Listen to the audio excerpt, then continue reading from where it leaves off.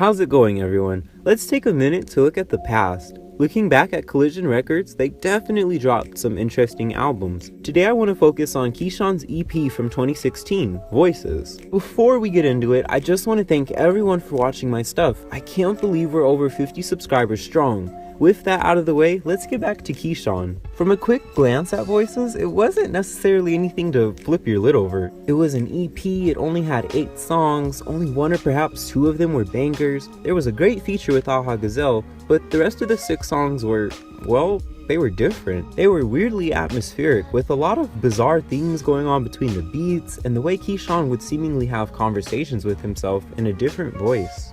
For me personally, I also say it only takes one quick glance at this EP to notice the production and voice patterns and see that there is something pretty deep going on. Maybe something ominous or foreboding. Since there's only 8 songs, this video really won't be too long, so don't forget to watch the whole way through. Let's look at the first song, Great Expectations. The very start of it in particular is important, as the beat instantaneously starts chopping and screwing, eerily quiet and slow.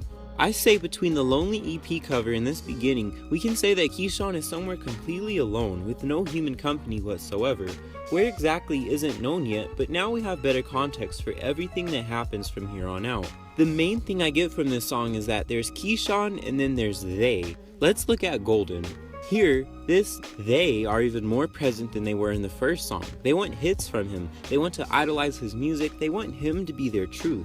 The interesting thing about this song is that it's very conflicting. The beat is absolutely wild and Keyshawn's vocals are over the top, but when you actually listen to his message, it's nothing to bang your head to. Yet most listeners probably would. That's exactly how this song feels. Keyshawn is a golden calf atop his pedestal, trying to speak some sense into the people worshipping him, but all they hear is golden sounds and words, so they continue worshipping. That's perhaps why the song ends in a slowed down slur that's hard to understand. Right as he's trying to explain that God is the only thing worthy of lasting praise, eventually the truth is muffled and people just hear what they want to. Tom Cruise. This song is lonely. Despite the 2 featuring artists, Keyshawn is away from they and seems to be mentally steadying himself. He doesn't want to be golden, to be the one everyone is worshipping. New Origin and Street Hymns echo this idea so well that I think these 3 artists intentionally created an effect of multiple voices saying the same thing. Keyshawn is in a place of solitude until the end of the song where they returns with a vengeance. They begin accusing Keyshawn, asserting that he isn't truly for them and is off to fulfilling his own desires. He readily fires back with a response each time and ultimately pushes them away because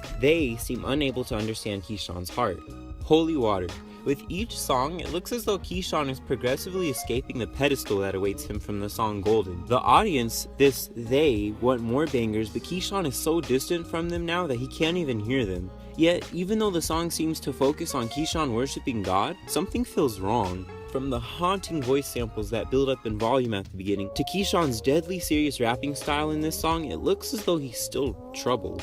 There's still a voice plaguing him, but this time it's his own voice. Keyshawn is troubled by the state of his own soul. He's troubled by the things that give him fear, by the things that tempt him, by the company he keeps. Keyshawn's own voice is disturbed by the broken state he's in. Next, let's look at the song The Usual. This song is really notable because it starts off incredibly loud with blaring noises that blast away the voices that previously had surrounded Keyshawn. Between the hard beat and the title of the song, I think it's clear what it's for, especially when you consider that the past 4 songs had very mellow, unorthodox beats. This song is, in my opinion, Keyshawn trying to drown out everything. He's finally snapped from the harassment of the voices and is responding to them. He's trying to drown them out, the ones that have been haunting him since the very first song. He's trying to drown out the expectations, the doubts, all of it. He wants to be usual, nothing special, and just when he's about to seemingly lose it all at the end, a voice speaks to him. This voice is different from they, however. This voice isn't demanding, but uplifting. It tells him, "Son, with you, I am pleased." Keyshawn is in shock and states that this was unusual, and he repeatedly insists that he's now feeling unusual. He's been changed, heavily altered by this encounter with God. Finally, let's look at Word Speech. What a bizarre way to end the EP. This is easily the saddest and most tired sounding award speech I've ever heard. Even the beat sounds like it's on its last legs, as Keyshawn seems to ramble a little while remembering everyone important to him that he wants to thank.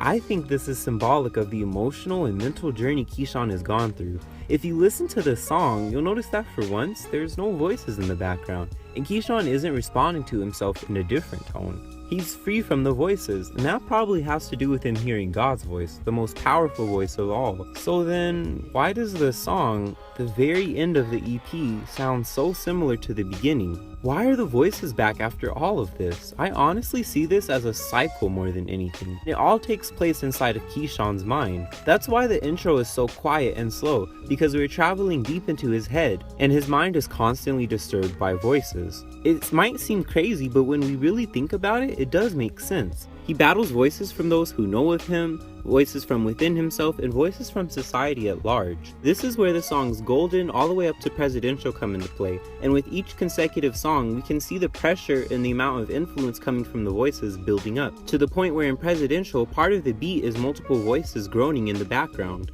He finally snaps from all this pressure in the usual. That's why the song starts off so loud. He's regained his composure by award speech, but he's tired, and realizes all the support he's had. This isn't a journey he can face alone. The voices come back, but this time, there's a couple of new voices. One of those voices was definitely saying something that sounded like, "You don't have to be the man, you are known by the Lamb." It's thrown in amidst all the other voices, so it's a bit hard to distinguish. But this is the deepest and most beautiful thing about this EP to me. We all have our own voices inside our heads, voices that never leave us alone. And when they do, it's only temporary like it is throughout the EP. We consistently see that Keyshawn only gets a few moments to think to himself before the voices are back to influence him or accuse him of things. But when we hear the voice of God and accept the call, we can finally have one voice inside our head that never misleads or seeks to harm us. There will always be voices, but among them there's always one voice trying to guide us, the voice of God. This brings us back to the very cover of the EP with two Keyshawns. In my opinion, after breaking this EP down, the blue Keyshawn is the real one. He looks more pensive and he's holding the mic out, waiting for an answer, for a response. Most importantly, he's blue. The real Keyshawn has a heavy heart and struggles with all of the pressure on top of him. The realistically colored Keyshawn is the one we and society at large wants to see. If we only saw that Keyshawn is as blue and human as the rest of us, we wouldn't worship him like in the song Golden. It's also why the cover looks so blurry. Keyshawn is only human, and he, along with the rest of us, will fade away, with only God remaining. In the end, we are part of they that harasses Keyshawn's mind with our voices. But then, at times, it seems that family is the they, and at other times it seems like society is they. The beauty in this is how relatable it really is. Don't we battle voices in our heads? Don't we feel great expectations from those around us in society? Aren't we all, at the end of the day, blue and heavy-hearted on the inside? Aren't we all fading away like Keyshawn is in this cover, often chasing after things that will also fade away? Of course, that's all just my interpretation. What did you guys think of voices? Am I overanalyzing it, or did it tell a different story to you? Let me know what you guys think in the comments, and make sure to leave a like and subscribe.